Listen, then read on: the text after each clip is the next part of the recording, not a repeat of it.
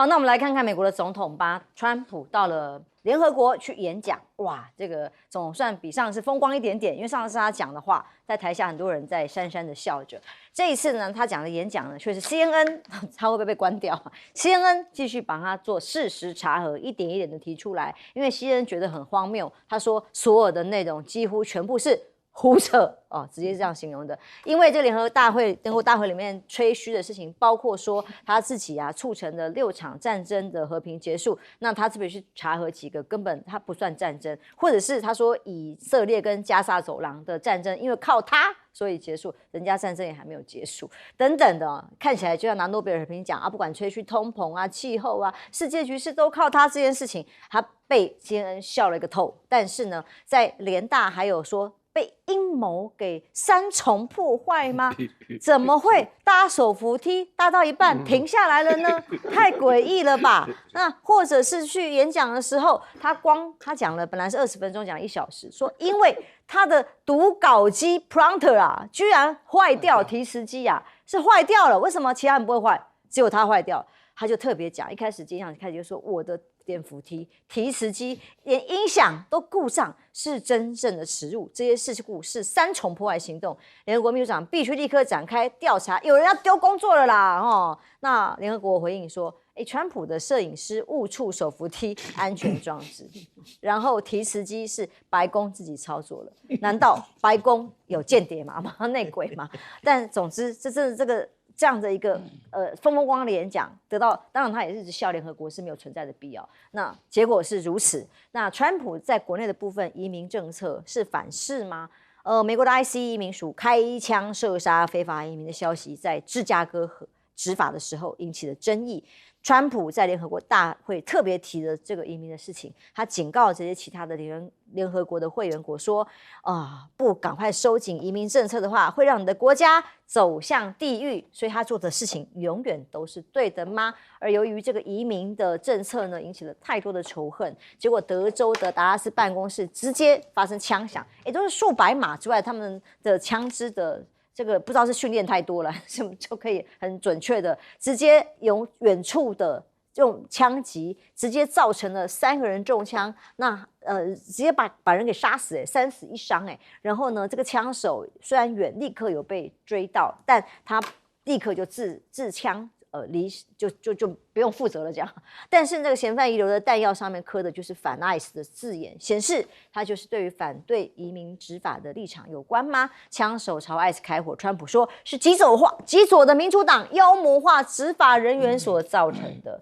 看看美国，再看看中国大陆，目前习近平宣布气候计划隐晦的批评了川普吗？他说呢，在联合国的气候变化大会致辞表示，绿色低碳转型是时代的潮流，尽管个别国家逆流而动，但国际社会应该把握正确的方向，因为地球都快灭了，好吗？我们的整个气候的异常现象，过去拜登或者是先前的美国也是必须提倡的，但是他退出了这种气候变迁计划，现在要挖的石油完全是逆流的。而大陆的所谓的液氢制取技术产业说产生了新突破，这种高温据说是-200多度的这样的温度底下，可以直接运行168小时的核心技术呢，对于不管商用车啦、绿能都有航天都有很长足的进步跟可以产生的这个技术领域的突破。那还特别说放弃当 WTO 有特殊待遇的这样的对象，说充分展现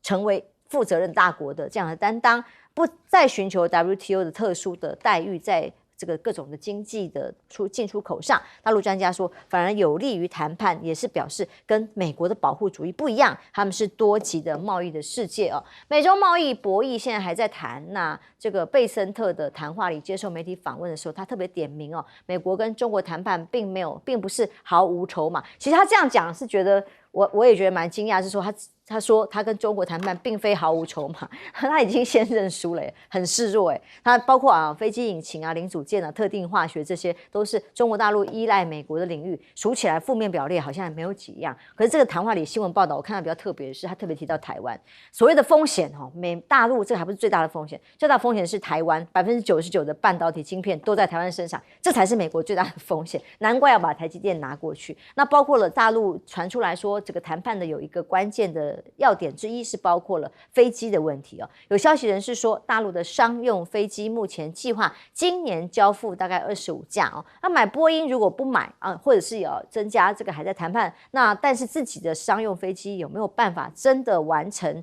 达标呢？那目前的交付目标本来应该是到75架的，结果只出现了25架，是不是有一些关键的环节被美国给卡了呢？那像阿根廷啊，暂停了谷物出口的关税，结果呢让美国很生气。为什么？因为中国大陆就大举的很多贸易团体就去大举的买了这个大豆啊，就是像美国农民卖不出去的大豆啊，2天连续采购了20船阿根廷的大豆，美国议员生气啊。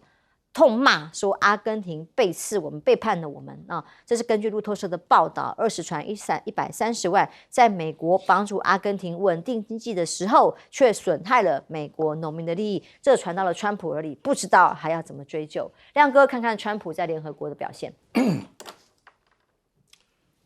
他第一届就去联合国演讲过了，那时候下面嘘声不断。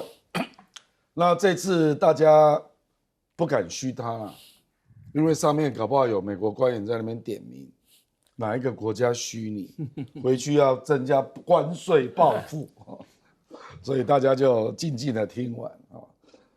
那基本上都在宣扬他的特殊政策，甚至还把拜登骂一顿，真是笑死人了。他从头到尾在骂拜登，在联合国骂拜登啊，对啊，真的。那美国自己还欠联合国30亿美元，美国每次都这样啊，因为不能超过49亿啊，超过你投票权就停了。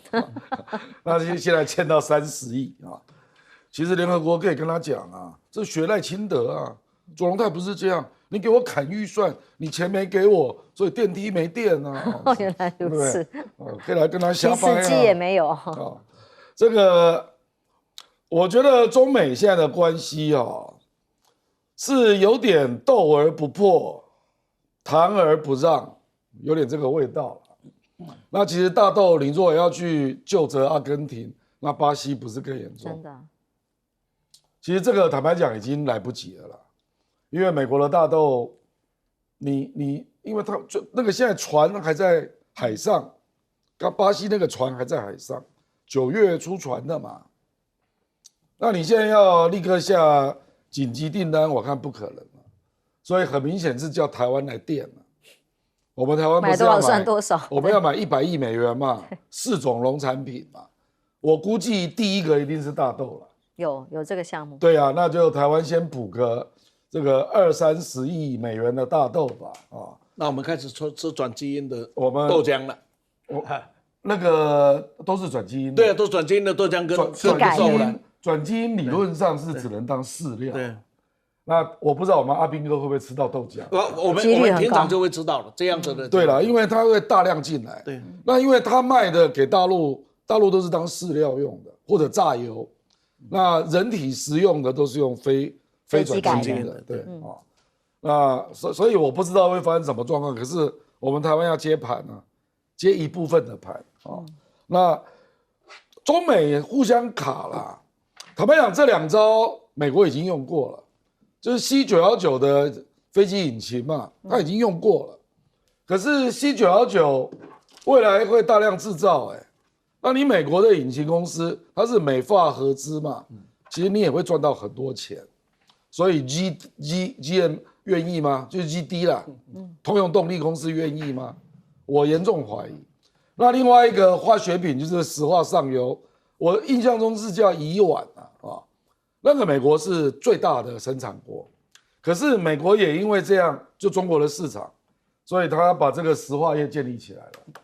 你不要卖中国，那他可能出口有50%以上都卖中国啊，那你不是打到自己吗？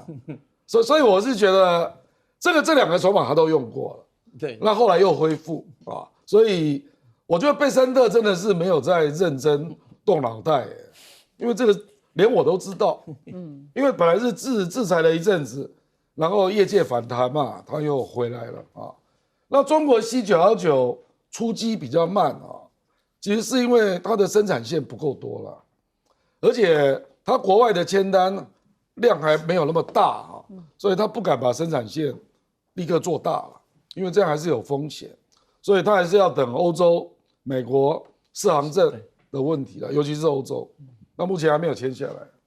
是委员看到川普在联合国的演讲因为其实对比一下，他就一直说联合国就是无用的东西的概念了，就是什么都不好嘛。但是人家李在明说，南韩现在证明了联合国存在的必要。这样，我昨天花了50几分钟，很痛苦的看完了，不看就不行，那实在都痛苦。那我只有得到一个结论，他骂人家你们都是一群垃圾，然后呢，美国的报纸说你讲的都是胡扯，垃圾对胡扯，这哪里是一个堂堂大国的身份呢？你注意看，他上去的时候那态度多傲慢了。我们一般来讲，就是一个会对主席先鞠个躬，第二个会对在场的人说个还都打个招呼，他是没有的你看那个画面是上去就上去了，然后就对大家讲了，也没有问个话就开始，然后15分钟，标准是15分钟，他讲了50几分钟，将近60分钟。这个呢，不是有人问我说，那为什么不跟他按铃？我开玩笑，一个国家堂堂国家元首来一个地方演讲，讲15分钟，你控制自己，这是你一个应尽的义务跟礼貌啊。假如还是按铃，有没有？你以为是学生的辩论赛啊？不，很扯，他自己把自己的那个总统给做小了。然后美国现在在全球到处退群，甚至联合国照他这种讲法，他也会退群。但是不要忘了，联合国之所以到20次大战几十年还能够留下，不像国际联盟那么样子的悲惨的命运，是因为它有一个很不公平的设计，叫做强国有这一个怎么样子呢？火贼权。这个五大的这个火贼权的好处就是他不用退群嘛，他你们吵完了之后我决定就结束了嘛，所以他干嘛退群呢？他不会退群的。这个就联合国存在的一个价值，这个价值你美国充分的享受了。在这个时候，你讲你要退，我告诉你，没有人会反对。假如美国真的退了，我可以在这里一个退了以后，美退中进，然后呢，联合国总部搞不好会到上海。不是开玩笑，那真的到有那一天，这种笑话成真有没有？会不会可能？依照你这种话，怎么不可能呢？像气候问题，气候今天美国把它当作是一个这个川普当作要退出的一个重要的理由，说那是骗人的。可是别忘了，中国大陆很认真的把改善气候视为它未来新质生产力所运作的前盘的一个部分。换言之，它不只要达到碳中和的目标，让自己的国家达到世界的一个标准，也借着这个目标的达成，让自己也成为一个真正先进的国家，这个才对嘛。那美国这样的做法真的不像老大。至于 C929，我必须讲，已经飞100万小时了，已经飞100万小时了。所以他继续下去，你们花不花不重要。那美国手上有没有筹码？我必须讲，有筹码早就出了啦，不会等到1年以后才出啦。对，没错，对不对？很简单，哪有说我们能够赌博？我输都已经快脱裤子了，我再拿筹码。他讲说我并非没有筹码，你早就有，早就用了，不会留到这个时候了。所以呢，就不要再扯了。当你不断的延期的时候，输赢已经很清楚了。聂老师，像气候变迁这种议题，以为是人类文明的共同共识，结果就是由川普。就是跟大家不一样要讲就业，我先讲一个筹码问题，真的很有趣啊。两个人打架的时候，你看到对方很厉害，他已经把你吓到，你一定说你不要以为你这样，我也不怕你哦，我也很厉害哦。这个怎么感觉那个气势完全反过来？美国怎么会讲这种话？这是第一个。第二个人讲到气候变迁就是退群嘛，川普1.0版，他退了 TPP， 我也退巴黎协议。但是我其实从某个角度很聪明的，他是一个聪明人，因为他从头到尾都是一个自信的商，他所有东西都想到dollar钱。他退群是可以省钱的，因为所有的群他都是 give too much take a little， 你知道吗？他去拿的比较少，他只要一退就省钱。那这次呢，想退群省钱，又搞斗局省钱，就是效率部又想要一直逼了鲍威尔呢降息的，让这个多少缴点利息省钱。我觉得这个想法真怪。我现在还是回来讲一下 UN 这个东西，真的这次啊，我看到这 UN 东西啊，只有6个字嘛，笑死人又吓死人。为什么？他的话语真的是这样。我跟你讲，第一个哈。这里面很多笑话嘛，你有没有听到那个马克宏进不去那个 UN？ 有没有听到？笑死，进不去，警察就是不让他进去，不管你知不知道他是不是马克宏，多糗啊！他要打电话去给那个川普说：“你让我进去。”他是马克宏，对对呀，还要人家这笑死。那为什么？真的，你刚刚说他不像这个总统，我跟你讲，他太像总统，在他自己的眼中，他就是全世界川地皇帝，你们都是我子民啊，表现一副傲慢样子，开玩笑，你们都是我小弟。UN 算什么？在我美国之下，也不过在我纽约5大区中的曼哈顿的第1大道到第3道中间一小块的40街到42街，旁边几个 building， 中间那个 building 呢也没什么，就是我车子过去都是我的。我觉得这个人已经有点问题了，狂妄之外还有妄想这个被害妄想症，所以才会出现那3样东西。我们手扶梯才发现电扶梯原来是他自己的设计师搞，这个摄影师搞的。第二个呢，提词机，你说是不是自己人？这个还有类目，这个要反他的，还搞不好真的有了。不过我先讲一下。这个提词机不管有没有搞不好，他叫人家弄掉，因为他想多讲话。你不要只给我讲那些，15分钟，哩啦啦讲了56分钟，哇，都是在训斥别人。你刚讲到还去训斥，在这个时候呢，去讲他自己的前任总统有多差，这个有什么意义？我就不懂了。所以呢，我觉得这真是笑死人的不得了。最好一个笑的也是吓死人，就是下地狱。他说你们这些国家都要下地狱，就是移民，他把移民到多严重，你不觉得这很好笑吗？所以这样的总统我真的不懂了哈。好，那我第二个要讲那个 ICE 这个问题啊，我们讲这 immigration 的 custom 这个 enforcement 这个问题哈，其实因为他们反移民，他是真的坚决想反移民，从1.0版盖了筑那个墙到现在所做的动都是成绩。但是你知道美国的文化真的是有不一样的，这时候一定会产生极端的变化。弗洛伊德事件你应该还记得嘛，在2020年拜登的时候。我跟你讲，这个啊，在北边芝加哥是 IC 人去打死一个这个非移民，在达拉斯德州南边却有人就是因为反移民去打死这个所谓的这个 IC 的人，你知道这个东西隐含着背后多可怕的美国之间的这个人与人之间的仇恨，很好。我最后只讲一个，就是说现在我很担心一个，就是我们当时4次公投，既然我们也输了，我们现在美国的东西，我们已经开始吃这个莱特多巴胺的猪啊、美猪美牛，我觉得可预期的未来，就刚刚讲的嘛。鸡转大豆，我想我们也要慢慢吃吧，就这样。好，来看看美中在军力的部分，是不是中美之间互相的评估产生了一个历史性决定的变化吗？这个是美国的前驻华大使他发出的警告，他说他亲眼看到的解放军，现在我们的评估可能错了。看看这段谈话。I've seen the PLA. I think we've underestimated their military strength, their technology strength, and one other thing, they're strategic. And we're not competing on that level. So actually, I think the Chinese in technology, military, economics are stronger than we think they are. And I think we've underestimated them, and we can't do that any longer. 他强调不要再低估中国大陆，我相信这跟93阅兵之后有很大的感受。除了在国防上面，其他的事项呢，像中欧班列。中欧班列呢，现在说恢复通车到波兰白俄罗斯这个边境口岸重新开启之后呢，又产生了一个新的欧洲的重要陆路哦。本来是在这个先前波兰因为白俄罗斯军跟俄罗斯的军演关闭，那波兰总理特别讲，25号凌晨重新开放之后，如果必要，政府有必要会在次的关闭边境的口岸。为什么？因为这个中欧班列影响很大，叫做撒网人口啊。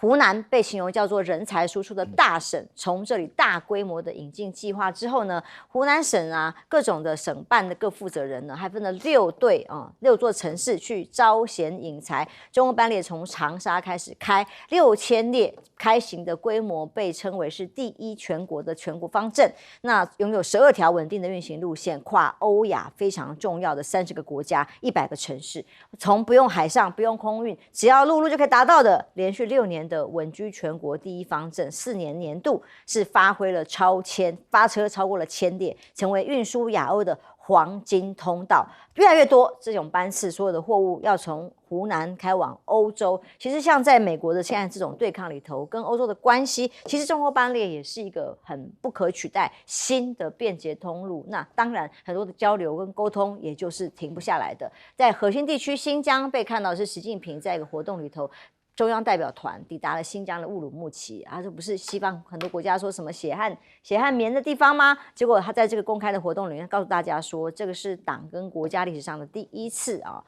热搜是新疆是个好地方新疆的瓜果如何因为所有的中欧班列的乌鲁木齐集结中心所凸显的这个功能，叫做从中欧的中心新疆作为亚欧大陆的经济核心啊，包括了边境5600公里等等的哦，那占这个所有的1/4的边境，跟8个国家接壤啊，东连西出，全方位开放的这个地缘关系。所以，当我们看到最新消息是，大陆国防部说，始终会根据国家安全需要跟装备发展航母建设。这也是根据外媒报道，中国的第4艘航母首艘的核动力和航母即将在大连造船厂要开始这个所有的开建。那他们强调的是，相信国家安全，核航母第4艘都已经开始启动了。亮哥，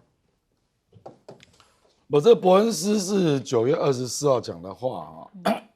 那我相信他也看到福建舰，就是电磁弹射，把这个隐形战斗机啊，那个歼35都弹射上去了，还有空警600啊，这个连美国的福特号都做不到啊。所以我觉得他应该，坦白讲，中国人本来就是孙子兵法的民族啦，所以这个追求兵法，这个本来就是他的传统之一啦。所以你只要给他稳定的发展的空间呐，他现在的工业能量，你可以看到已经开始进入军事领域嘛。所以最近他的军工产业，就是你可以看到，好像乒乒乓乓，每年都有很多新的突破嘛。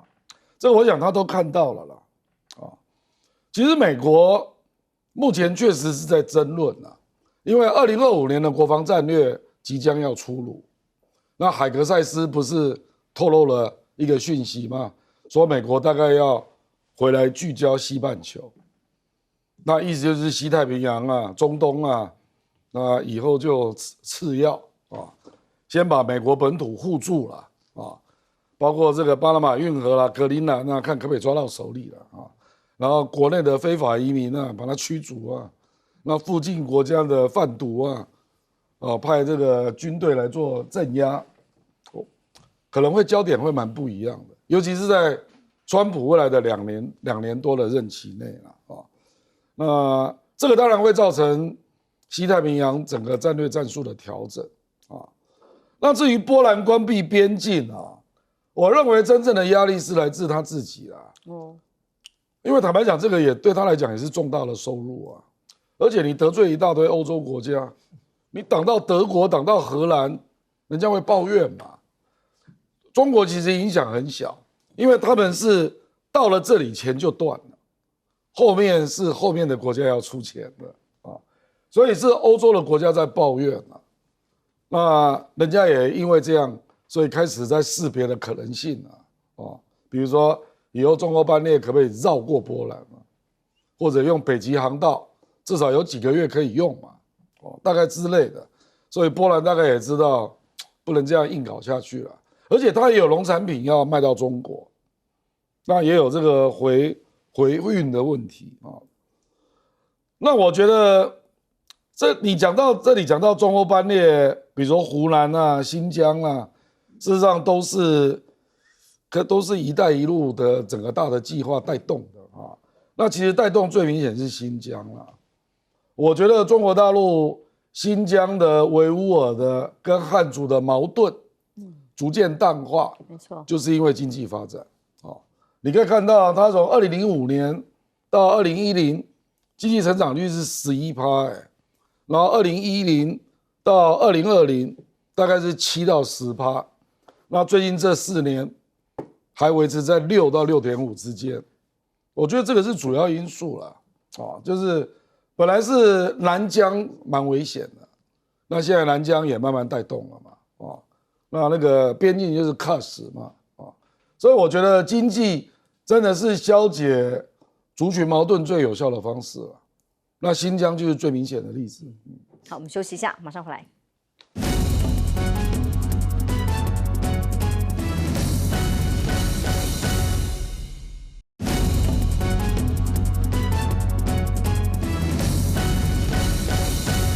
中美比一比，除了在武器科技发展之外，对于人才呢，美国现在正在限制各种进来的科技人才还要加很高的这个签证费。大陆呢，反而是一直想尽办法在把人才捞进来嘛。委员，他们在各省捞进人才的部分是竞争得很厉害，因为进到省城的一个户口是蛮重要的。西安这几年有去的朋友一定会发现，西安这几年的进步超出你的想象。贵州、贵阳这几年的进步也是一样，这里面的进步都有一个条件，就是当地的政府设计了很多吸引人才进来就业的条件，那不是投资，是就业。所以一方面企业要进来，企业进来就要有人才嘛，那没有人才，企业怎么会来呢？而且来的就是低端的企业，不会是高档的企业。那这来说，他做怎么办？比如说给予户口，然后房屋给予非常好的优惠，每一个城市不一样的，让你能够轻易取得到住宅，有房你就住得安心嘛。那么子女的户口的问题解决，就教育的问题解决，他设计的这一些，然后让你能进来，这个才是一个城市要自己发展所来考量的。至于新疆那各位一定要想到一个事情，这是欧亚大陆的中心，这也就是为什么西方这几年处心积虑的要去破坏新疆，因为假若中国大陆让新疆能够站立了起来，那么整个的欧亚中心的一个 control 点是产生，是一个集中散发点也产生。我举一个最简单的例子，这是当时在台湾的我们很难想象。我当时30年前快到新疆的时候，我就问有没有台商我想新疆怎么会有台商？他有，统一就在这里。我想说，那统一企业跑到这里来干啥呢？有一天我碰到统一当时的林总经理，我就问我说：“你们去新疆写那个？你不知道那边生产的食品、生产的东西，我可以销到中亚、西亚，然后进东欧。这台湾的角度很难去想到的一个市场。第二个，因为那里可以拿到非常好的原料，尤其是番茄。番茄所制造出来的番茄汁所形成的要饮吃的所有的酱料跟这饮食的习惯，刚好是中亚、西亚跟欧洲所需要的。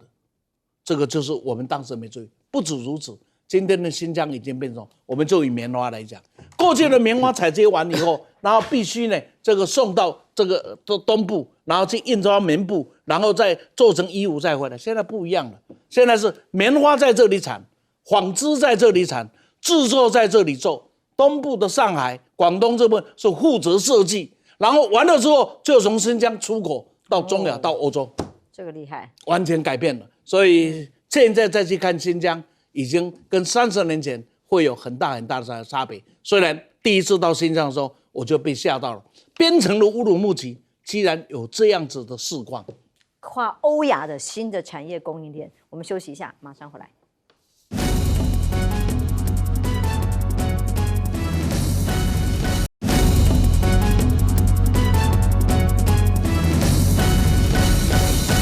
来看中欧班列串起了欧亚的新市场。OK， 中欧班列这非常有趣啊！中国大家知道，中国提速，你知道他提速了6次，然后最后2次做中欧班列，这是一个非常算是伟大的壮举。我们不管是不是讲“一带一路”，我现在讲是6次提速，大家知道吗？在1997年、1998年、2000年、2001年以及2004和2007就是大提速。从当时1997的时候，在中国那时候的铁路1小时是40公里。到了2004年，整整才10年的光景，你知道它提速多少吗？才7年的光景，提速到了160和200，160的有7700公里，200的有1970公里。好，最可怕的到了2017年，他们2007年，他们所有的东西提速到300多公里。重点在后来做了渝新欧铁路11179公里，拉到刚刚讲的中间就是新疆嘛，渝就是重庆，新疆到德国的杜伊斯堡。后来更可怕，在2017年的1月1号，他把它拉到东边的义乌，到甚至经过英吉利海峡到伦敦，甚至南边到这个西班牙。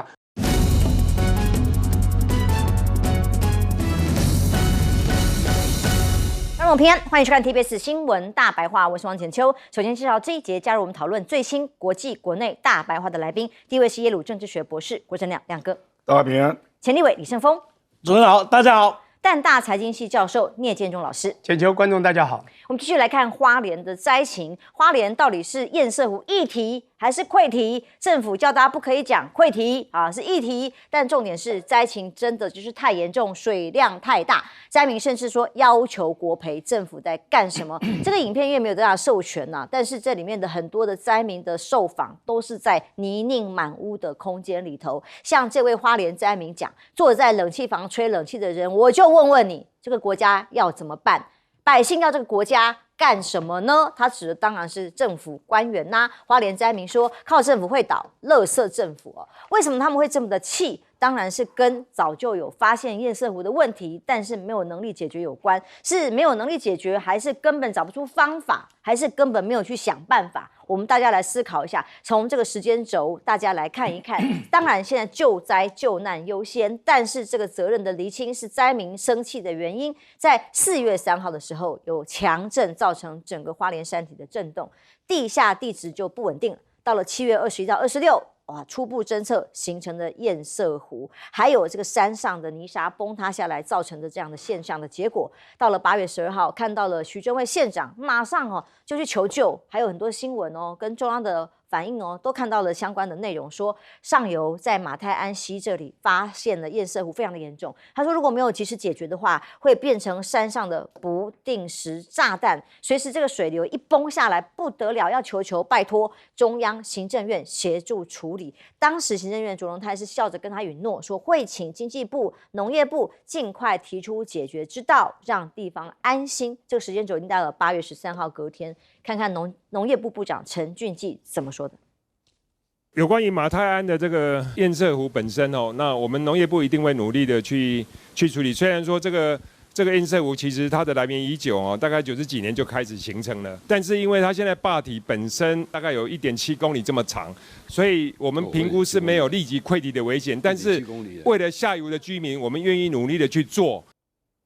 没有立即溃堤的危险，所以我们只能不会等。但他们有尽力去做的是什么？其实我们刚刚上一节谈了，其实是监控，所以知道危险。但还好这个讯息来得及，疏散了8000多人，但没有办法每一个人都可以逃得出来啊！所以在9月23号发生的溃堤，那大量的水跟土石就是这样崩落下来，冲进了民众的家园。苏一峰医师是这样形容的他说，像要形成这个堰塞湖，历史要久，不是大家想象说2个月之内形成的吗？那他认为不是7月21号才形成的，但他重点是在于说，是不是大到不能处理，还有很多方法都没有办法处理，变成是自然的溃堤溢流。农业部还保证说很稳定的，像这种叫做摆烂或是把这个肿瘤放到最大之后再来处理，因为国家在忙着什么？运作大罢免。确常有网友讲其实中央就是在赌什么？快秋冬了堰塞湖会缩小等等，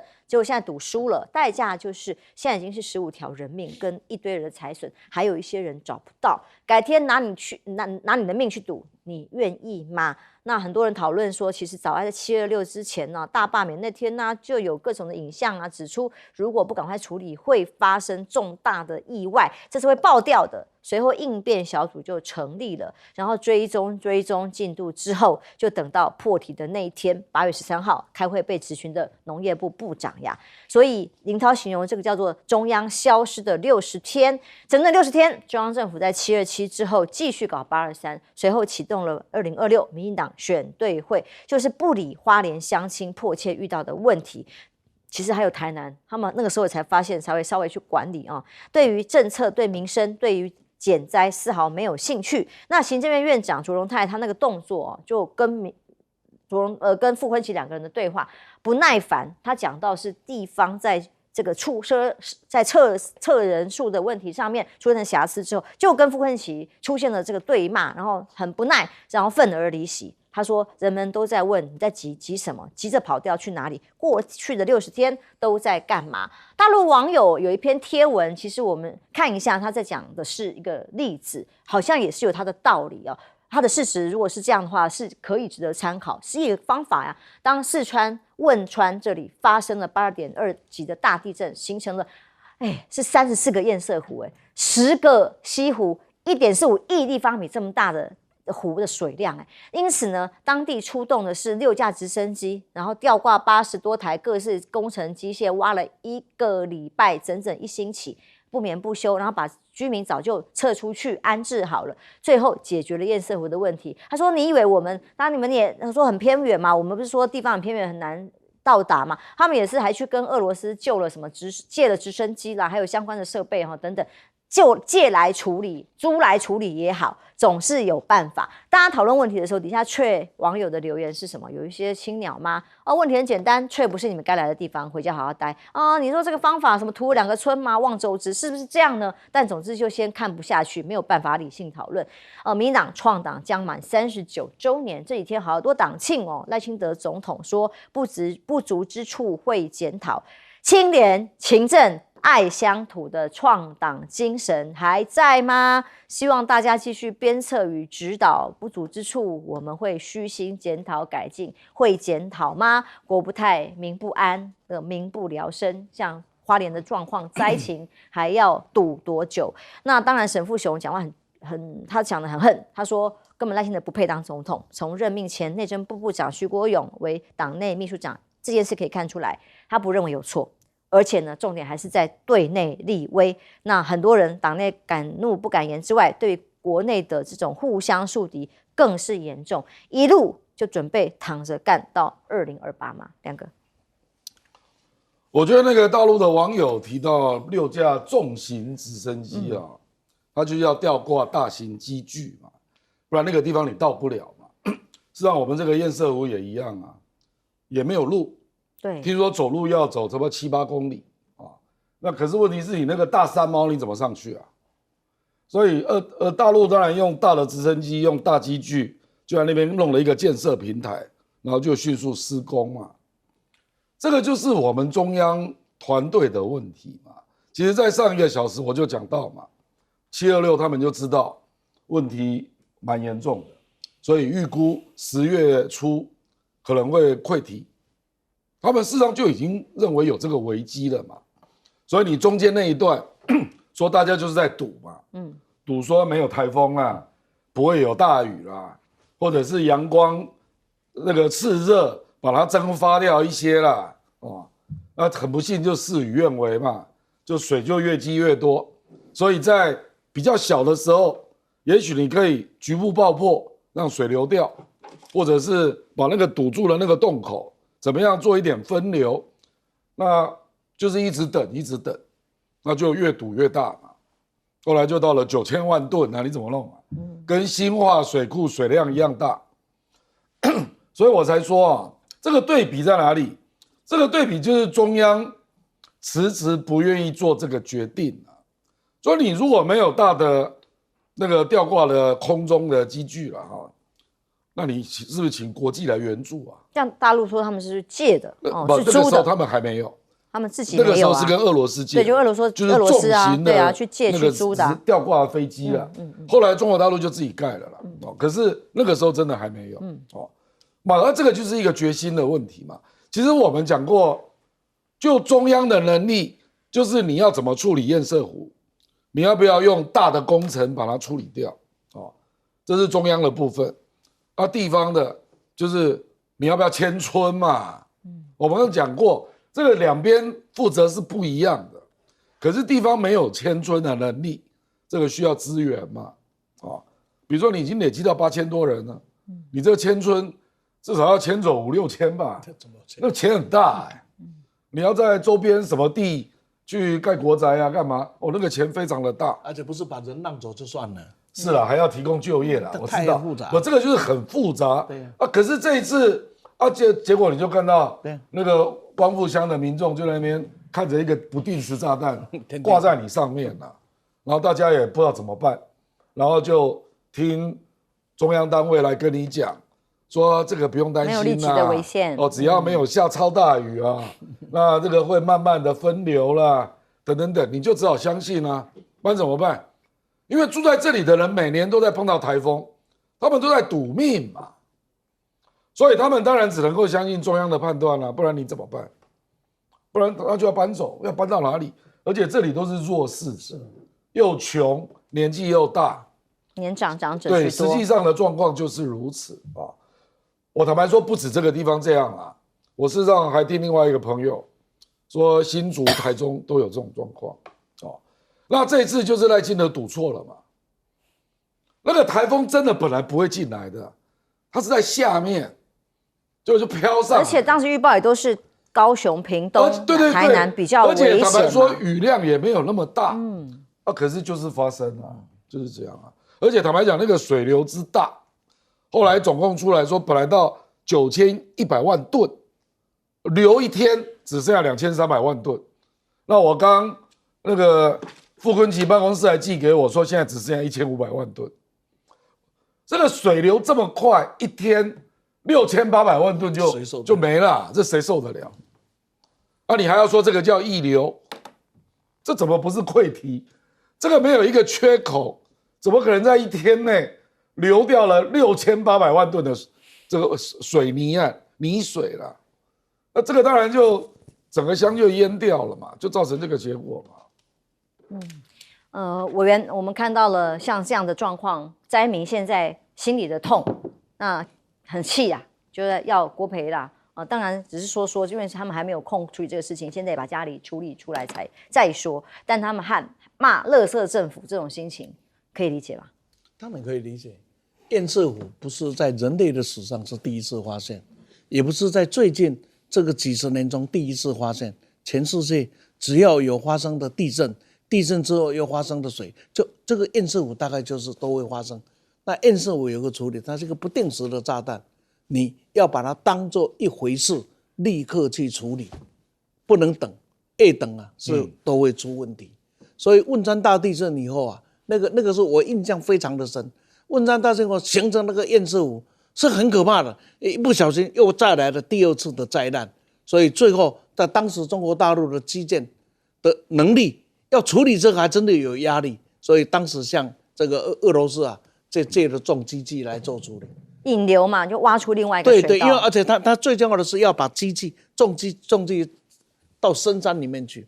台湾有没有这个机器？有，我们的金钟有运输机，那个双引擎的波音的那个直升机，那个来载要去堰塞湖所来处理的工具。绰绰有余，这问题是政府不当一回事，因为当一回事这个都不定时在那里怎么办？就要把引进给拆了。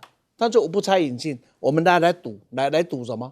赌运气，结果赌到最后是人民付出代价。那一开始民进党他还想好极了，这一次在花莲，这一次在傅昆萁有没有？这之前喝水啊，这没想到责任是在你自己，因为河川的管理是水利署。河川的管理是政府都没有权利去乱挖，县政府也没有权利去做任何的施工，因为这个施工一定要得到经济部水利署的同意。还有在山上的堰塞湖涉及的土地，还有林业，还有这些树木等等所构成的问题是谁？是农业部林业署。很抱歉，县政府没有受到后面的情况，也不可以进去做什么事。还有这环保这些等等。中央要当做一回事，那我不当这一回事，事情一发生了。昨天在节目我就讲，我说现在救灾，先不必急着就责，因为这是中央的责任。但是没有想到中央自己先跳出来了，先跳出来要来丢，这不对的。到今天为止，你有什么理由可以来逃避做这一件事？再过来，就地方政府最重要的是撤离，有没有撤？他撤了8000，显然他是有撤。但是真的没想到会有那么大的严重的水灾，那谁能知道？很抱歉，县政府不知道，可是卫星知道，我们的林业署观测的知道，我们的农业部知道，但是知道的给予的信息有多少呢？测了8000，显然是没有想到会大溃堤。现在我们来讲，讨论溃堤跟议题有什么差别啊？好像疫情的时候，那个名词由他来界定，不是你有什么差别？灾难就在那里了，就算议题好了，不是溃堤了，还是灾难嘛？这个政府搞到今天，所以讲一句话，对这个政府是失望到极点，对赖清德总统是失望到极点。这个政府假如哪一天都不能换掉啊，民主2个字啊，从此以后不要用，人民当家做主是骗人的，因为民主的选票在我们的手上，是不能改变我们的命运，只能让他去为所欲为嘛。就是因为有监控哦，然后但是下命令是1天之内要撤掉8000人离开村落，挂一漏万漏了人，中央就觉得地方的责任很大哦，撤离的动作没有配合中央的配合的需求跟命令，那现在的灾情根本是没有办法解决的吗？ OK， 我觉得事实上苦人多，有人这样讲啊，知道台湾真的苦人多，而且我们不在当地，你没有办法身同感受。但是我们不身同感受就算了，我觉得政治人物真的不行这样。但是我觉得你今天把整个台湾在你管制之下，我想问一下，你想的是什么？要的是什么？真的，富人跟穷人想的不一样，要的不一样。政府和真正的人民的感受想的也不一样，要的也不一样。非常清楚，这段时间大罢免在823，不管7月20号。县长都发现了这个问题，那也提到的，他提的就是中央行政院希望你帮忙解决。这就是中央的问题嘛？我们非常清楚，刚才讲到这个水利署负责哈，不管怎么说，台湾其实有专家的，你不管海洋大学什么河海工程啊，或者我以前学土木的大地工程等等这些东西，你要去把它做真正的解决。你今天去撤离啊，我觉得刚讲一个县长，这个等于是一个我类似的是人的一个预警机制。7月25、26发现之前的魏博台风已经造成了那个土石流奔驰的这个，不管这个湖啊是多久以前就有这个影子，但最少那个时候已经给人家感觉有危机。结果8月12号哦，他已经县长就去提了，正好在大罢免之前几天。你觉得政府的心那时候在哪里？我曾经写过一篇文章，为政者要3件事：心才德。你要真的有心为国家把关保护人民，你没有心嘛？所以你的心在哪里？那时候是大罢免。所以你现在用的呢？当这也使我想到以前那个滚治水啊，用防堵的，还有一个大禹治水。大禹是用疏导的方式。请问你撤离，有人预检撤离，问题真的解决吗？我觉得应该是治本，那也就是真正解决的问题。你觉得很难吗？不管你要什么最要机，我觉得现在世界什么坦克、飞机什么都造出来了。我只要想一下，几千年前，在2000多年前，成都李冰造的都江堰，你看那时候的洪流多可怕。他那个都江堰整个那个洪流过来的时候，他做了3期分流，然后3次的排洪，然后把一个地方破堤之后打通之后，80、60、20公尺打通之后，爆破之后，让所有的水流安全进到成都，然后1、2分流。我觉得这是水利工程师没有错，是伟大水利工程。但台湾的行政人员，你不需要有才能，但是台湾有很多有才之人。我要讲心才德，第一，你心不在；第二，才岂是有，你根本没有去善用台湾之才。第三个就最重要的是道德基础。我觉得现在你就是在推或赖，那我觉得你不去用真正该有的人才，那你也不去真正做解决问题。你到现在事后所讲的话，我又听不太懂了。现在你不叫溃堤，你叫做什么？叫溢流。那打仗那个我们的曾经有一个很重要的战争，2战之后，人家明明摆在那边投降，输在这边叫投降，你说不叫投降，叫什么？终战。所以呢，这是文宣战，你是要我们的人民去相信你可以。可是你也要有点道德基础，告诉人家真正是事实嘛。所以我觉得在这做法之中，我觉得非常糟糕。所以我觉得他们不是在赌，我觉得根本就我从讲白，真的有时候心不在此。那他当然这个也算是赌哈。不管怎么说，他认为不会发生。但不管怎么说，人民之苦你要去感受，你再不感受不行哈。那个沈副院讲的配当总统这个问题，我觉得不在一个人的层级高低啊、程度、地位、经验，在一个人有没有心才德来治理国家，才叫做配不配当总统。